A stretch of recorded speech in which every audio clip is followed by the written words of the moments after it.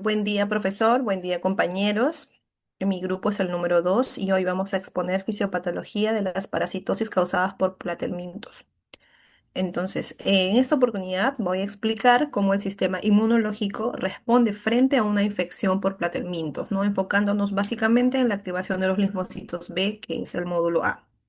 Es importante para esto recordar que los platelmintos son helmintos, pues multicelulares, ¿no? O sea, de gran tamaño y que precisamente debido a ese gran tamaño no van a poder ser eliminados fácilmente por fagocitosis, como ocurre normalmente como por ejemplo en las bacterias, ¿no? Entonces, por ello, este organismo va a desarrollar una respuesta inmunitaria especializada denominada la respuesta de los linfocitos T helper 2, cuya finalidad pues va a ser producir, ¿no?, anticuerpos, ¿no?, principalmente como la LGE y la activación de las células como los eosinófilos, los mastocitos, los basófilos, para eliminar al parásito, ¿no? Entonces ahora vemos en la pantalla eh, cómo va a ser este proceso, ¿no?, del ingreso desde que el parásito hasta que se active el linfocito B.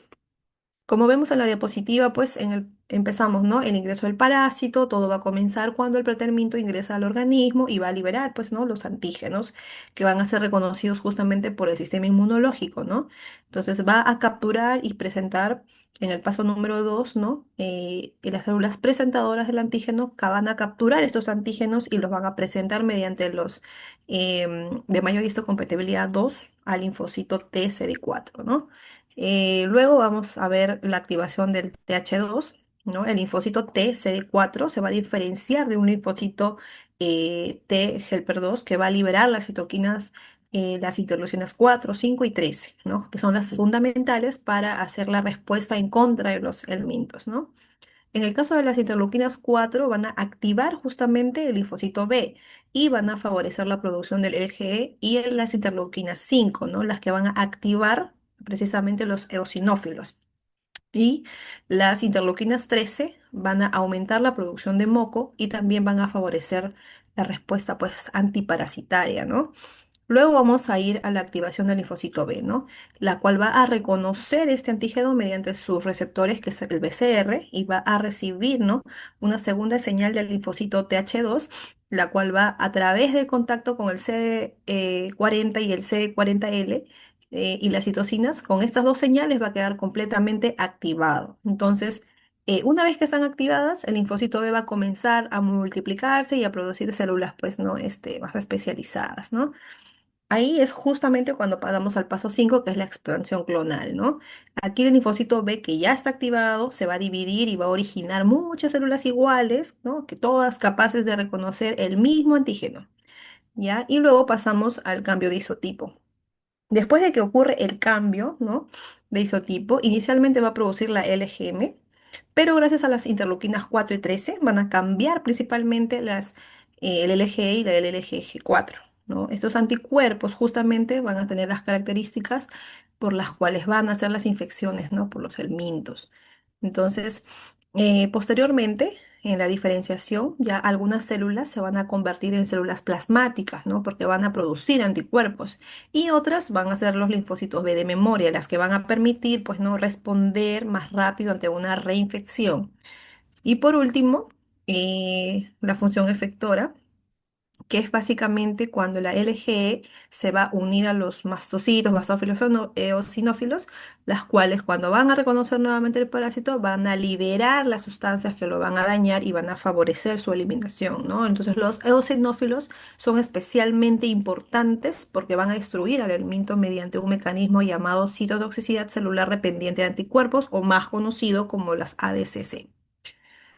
Entonces, para concluir, pues podremos decir en pocas palabras que los platelmintos van a inducir, ¿no?, una respuesta inmunitaria tipo TH2. Estas van a activar los linfocitos B, las cuales van a producir principalmente las LG y las LGG4. Finalmente, estas LG van a activar los eosinófilos, mastocitos y basófilos, las cuales van a permitir la eliminación del parásito y dejando también además pues los linfocitos B de memoria para una respuesta más rápida en futuras infecciones, ¿no? A continuación, vamos con el módulo 2.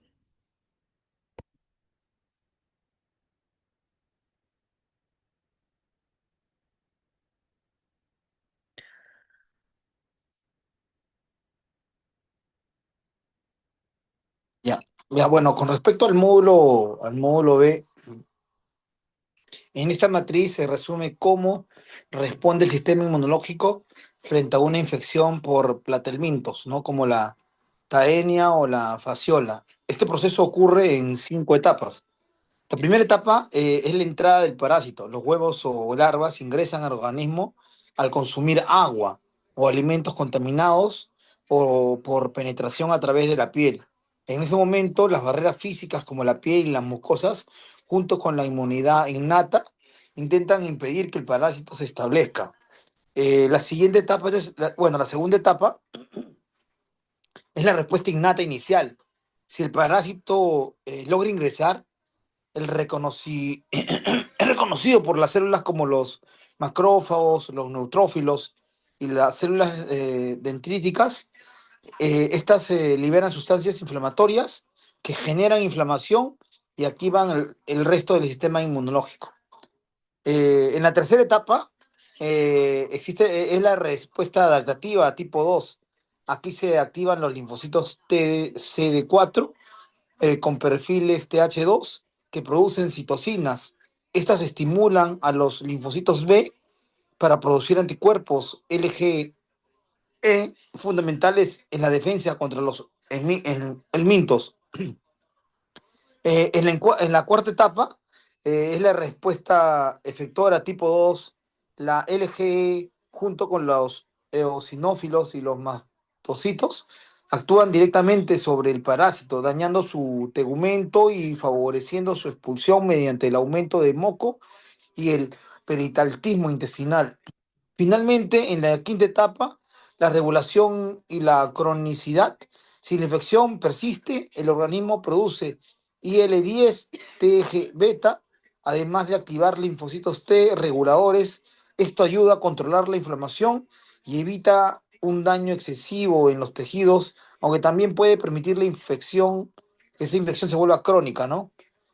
Para finalizar, y en conclusión, con respecto al módulo B, la respuesta inmunitaria frente a los platelmintos inicia con la inmunidad innata, continúa con una respuesta adaptativa tipo TH2 y termina con mecanismos de regulación que buscan eliminar el parásito sin causar un daño excesivo al organismo.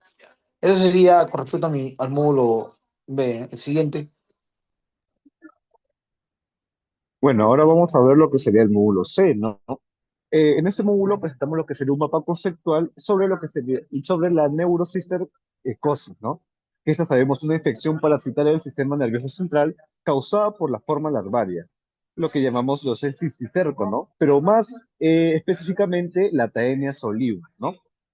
Bueno, sabemos que esta es una enfermedad, esta enfermedad es importante porque representa una causa frecuente en las crisis compulsivas, en epilepsia adquirida en zonas edémicas, ¿no? Que podemos decir que especialmente en comunidades rurales donde existen dificultades de saneamiento, en crianza de cerdos, una contaminación fecal oral, ¿no? Estas convulsiones son la manifestación clínica más común en los pacientes sintomáticos, ¿no? Que presentan este tipo de parásito, este síntoma. Bueno, como hemos comentado, el agente causal es el cisticerco, pero de Taenia soliv, ¿no? Es importante diferenciarlo que una neurocisticercosis no se adquiere directamente por comer carne de cerdo poco cocida, ¿no? Este producto principalmente es teniasis intestinal. Este produce una teniasis intestinal, ¿no? La neurocistercosis aparece cuando la persona ingiere los huevos del parásito, ¿no? Presente ya sea en agua, en alimentos, en manos contaminadas con heces de un portador de la tenia adulta, ¿no? Como obviamente conocemos el cerdo.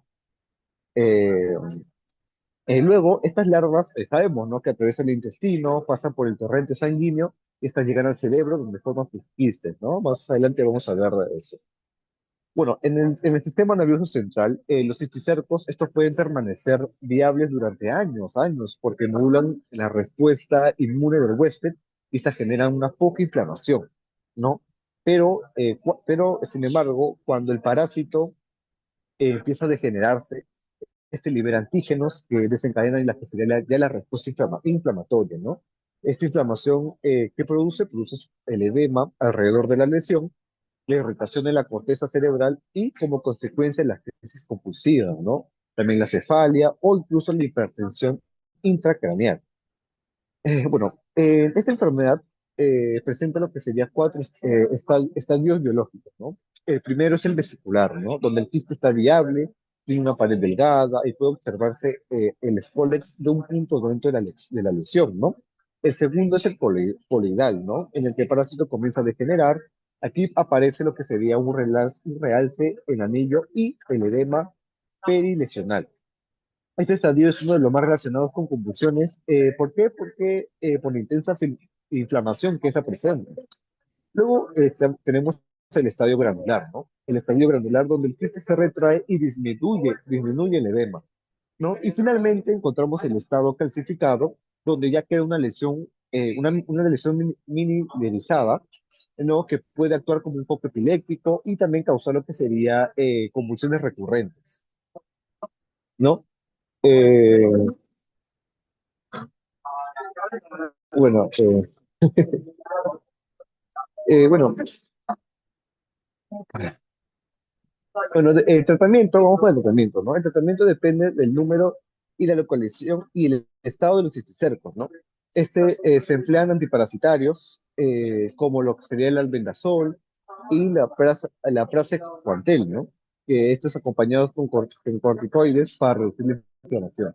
También se indican lo que serían algunos antiepilépticos en pacientes con convulsiones.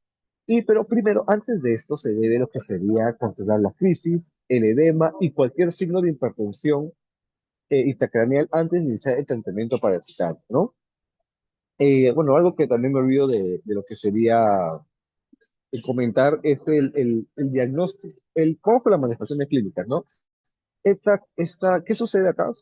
Hay unas crisis convulsivas, como ya he comentado, que esta es la manifestación más frecuente. También encontramos una cefalea, ¿no? Una cefalea. En casos más extremos, una hidrocefalia, que se afecta a lo que serían los ventrículos, ¿no? También encontramos un déficit neurológico local y unas alteraciones cognitivas o de comportamiento en algunos casos. Bueno, en el diagnóstico, el TAC, una tomografía cerebral computarizada, eh, es útil. ¿Por qué? Porque podemos sacar lo que sería encontrar las clasificaciones, ¿no? También otro tipo es la resonancia magnética, ya que este evalúa mejor los quistes, el edema y la localización de estos. Después, en la serología, podemos como apoyo pedir lo que sería la IITB o lo que sería la ELISA. Y bueno, en la evaluación clínica podemos pedir antecedentes epidemiológicos y una neuronal. Eso sería todo por este momento.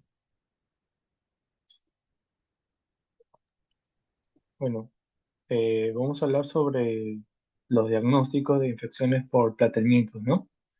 Para empezar, ¿no? Voy a explicar las principales pruebas diagnósticas para las infecciones por platelmientos, que son parásitos que se dividen principalmente por tremátodos y cestodos.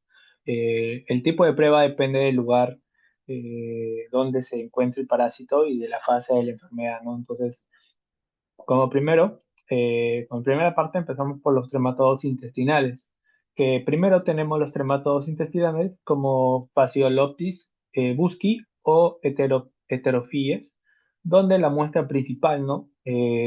Son de heces frescas. Los exámenes más utilizados es el coproparasitario directo, donde se observan los huevos del parásito al microscopio. También se puede utilizar métodos de concentración como el formol éter, que aumenta la posibilidad de encontrar los huevos, y la técnica de CATOCAS, que además permite cuantificar la carga parasitaria. Un aspecto importante que es que los huevos no siempre se eliminan continuamente. Por eso se recomienda recoger 2 o 3 muestras al día diferentes para aumentar la sensibilidad del diagnóstico, ¿no? Para sacar un falso positivo. Bueno, en la segunda parte están los cestos. En los cestos, como la Taenia giganta o la Taenia solium o Hymenolepis, también se utiliza principalmente las heces.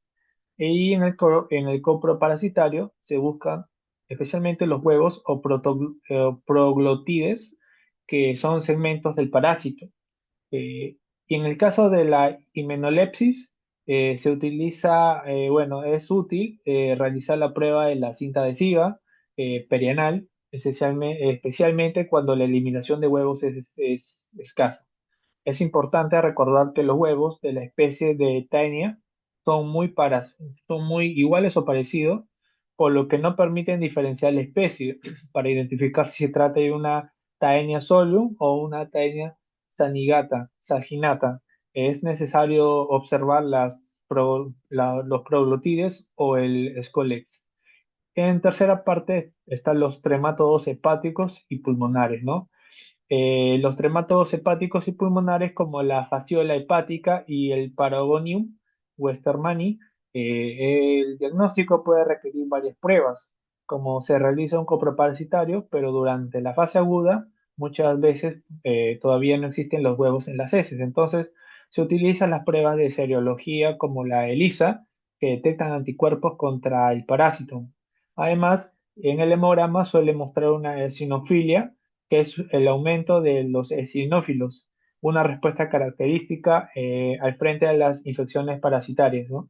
En el caso del Paragonium, el Paragonimum, también se analiza el esputo, porque los huevos suelen encontrarse con mayor frecuencia ahí en las heces. Y en la cuarta parte están los céstodos larvarios.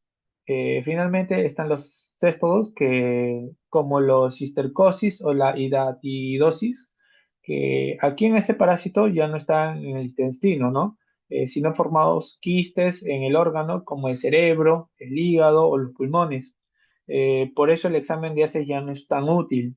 La prueba más importante son las pruebas serológicas como la ELISA o el Western Blot, que detectan anticuerpos.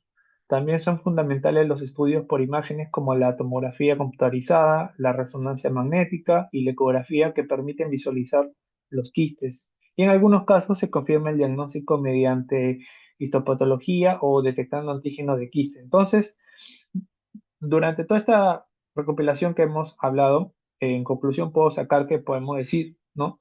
Que no existe una única prueba diagnóstica para todos los procedimientos, ¿no? Cuando el parásito está en el intestino, la prueba principalmente en el examen parasitario. Cuando invaden tejidos u órganos, cobra mayor importancia la serología, las pruebas de imagen y en algunos casos la biopsia. Además, para mejorar la precisión del diagnóstico, es recomendable combinar diferentes pruebas y analizar siempre los resultados juntos con la historia clínica para detectar lo que son los síntomas y los antecedentes epidemiológicos del paciente. Bueno, esto sería mi parte del módulo D. Vamos a pasar al siguiente módulo.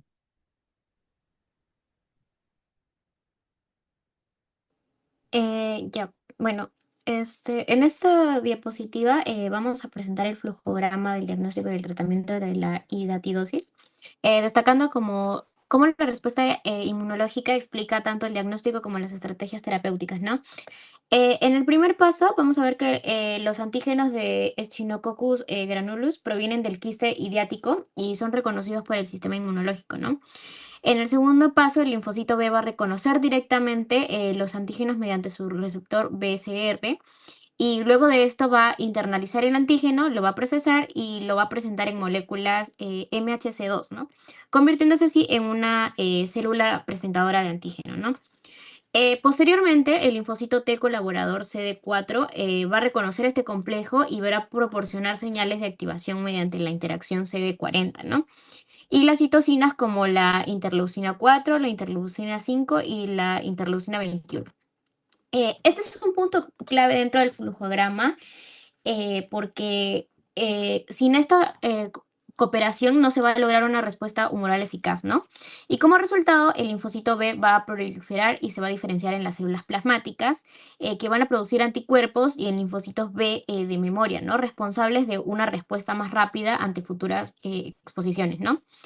Y finalmente, las células plasmáticas lo que van a hacer es producir principalmente anticuerpos IgG, ¿no?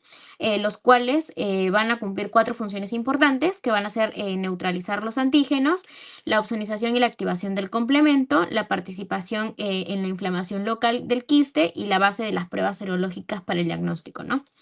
En cuanto al diagnóstico, este se va a basar en la combinación de la serología, ¿no? Mediante pruebas como el ELISA, que va a alterar el Western Blot y otros métodos de imagen como una ecografía, una tomografía y una resonancia magnética, ¿no?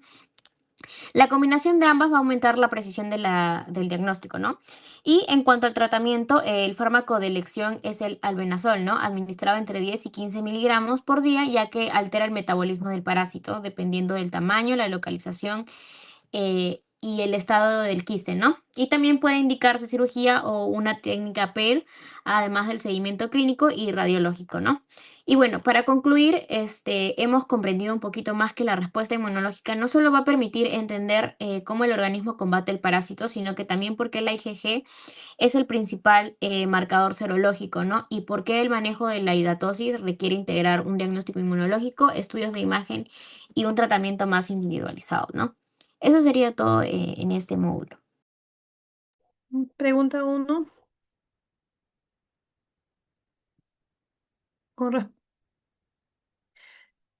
con respecto al caso clínico, eh, la pregunta uno es, ¿cuál es el agente etiológico, no? El agente etiológico en el caso clínico es la Taenia solium, que es un cestodo o tenia que puede producir dos enfermedades diferentes, ¿no? Una que es la teniasis y la otra que es la cistocircosis, ¿no? La teniasis es cuando el adulto tiene el parásito en el intestino, y la cistocircosis cuando sus larvas de este parásito ya invaden los tejidos, ¿no? Entonces, en la neurocistocircosis, su forma infectante son los huevos de la Tenia solium, como lo mencionó mi compañero, que se ingieren accidentalmente por contaminación fecal oral o por autoinfección. Y bueno, es importante recordar que aquí la persona actúa como un huésped intermediario accidental, ¿no? Y ya que las larvas se desarrollan en sus tejidos. Y una vez ingeridos los huevos, van a liberar larvas, atraviesan la pared intestinal y van a pasar por el torrente sanguíneo que van a ir al cerebro, ¿no? Y la cual se va a formar como un cisticercos que van a constituir de forma tisular, ya propiamente responsable de la enfermedad, ¿no? Un punto muy importante, y es que la neurocistecircosis no se adquiere por comer carne de cerdo, como lo habían mencionado, sino por comer carne mal cocida, ¿no? Muy bien, eso es todo con respecto a la pregunta uno. Pasamos a la pregunta 2. Bueno, en la pregunta número 2 tenemos cómo es la respuesta inmune de este parásito, ¿no? Se va a responder mediante el sistema inmunológico frente al cisticerco, ¿no? Y un aspecto muy importante es que la respuesta inmune cambia según el estado evolutivo del parásito, ¿ya? De hecho, la sintomatología del paciente va a depender más de la respuesta inflamatoria del huésped que de la presencia del parásito en sí dentro del cuerpo, ¿no?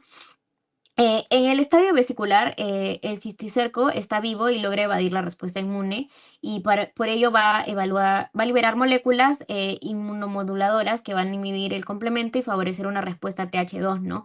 Con producción de citocinas como la interleucina 4, la interleucina 10 y la TGF beta, ¿no? Ahora, cuando el parásito comienza a degenerarse, entra al estado coloidal, ¿no? Que es el de mayor importancia clínica, porque al perder su capacidad inmunospresora, la respuesta cambia de un perfil TH2 a un perfil TH1, predominando así citocinas como la IN-alfa y la IN, y las interleucinas 2, lo que va a provocar el reclutamiento de macrófagos, eosinófilos y linfocitos, ¿no? Y bueno, por último va a aparecer el resultado del edema perilesional y el realce en el anillo en la tomografía, ¿no? Hallazgos muy característicos, ya que es precisamente en esta fase cuando suelen presentarse manifestaciones clínicas, especialmente con las crisis convulsivas, ¿no? Entonces, finalmente la inflamación va a disminuir y el parásito va a ser reemplazado por tejido fibroso y depósitos de calcio, ¿no? Ya, eso sería todo por la pregunta 2.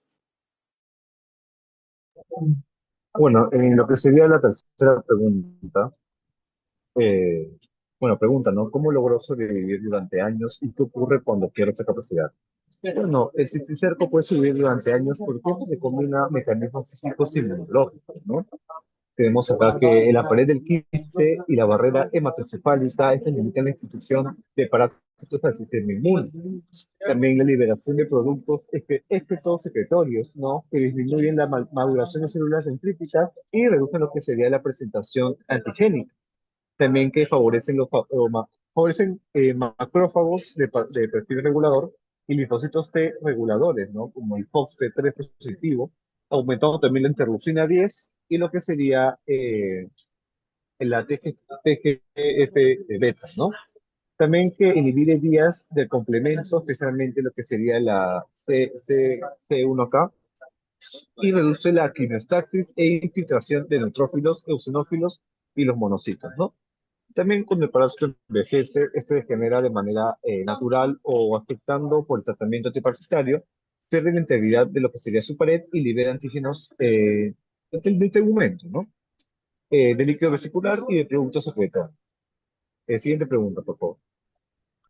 Bueno, en la pregunta 4 es ¿cómo se relacionan los hallazgos en la neuroimagen, el TAC, la resonancia, con los cuatro estadios biológicos del cisticerco vesicular, coloidal, granular, calcificado? ¿Y en cuál de estos estadios es más común la aparición de crisis convulsiva?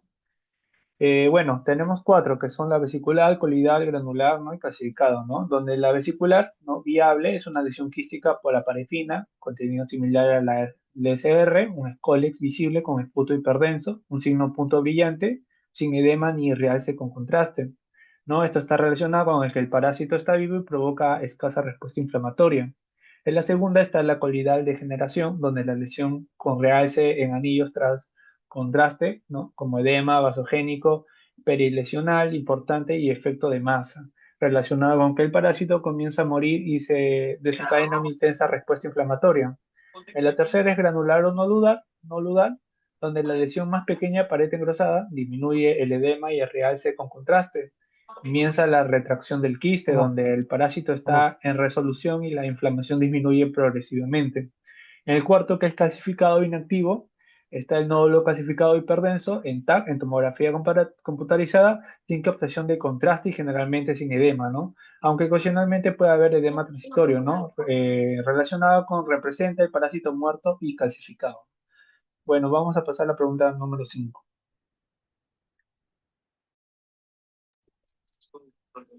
Con respecto a la quinta pregunta, el tratamiento de la neurocisticercosis se utiliza principalmente tres grupos de fármacos. Primero, los antiparasitarios como el albendazol, que es el más utilizado, y en algunos casos el praziquantel para destruir los cistercos. Segundo, los corticoides como la dexametasona y la prednisona, que disminuyen la inflamación provocada cuando el parásito muere. Y tercero, los anticonvulsivantes como la levetiracetam, o la fenitoína para controlar las crisis compulsivas. Es importante mencionar que el tratamiento se individualiza según el número y la localización, y también el estadio de los quistes. Eso sería todo. Muchas gracias. Páralo, páralo, para la grabación.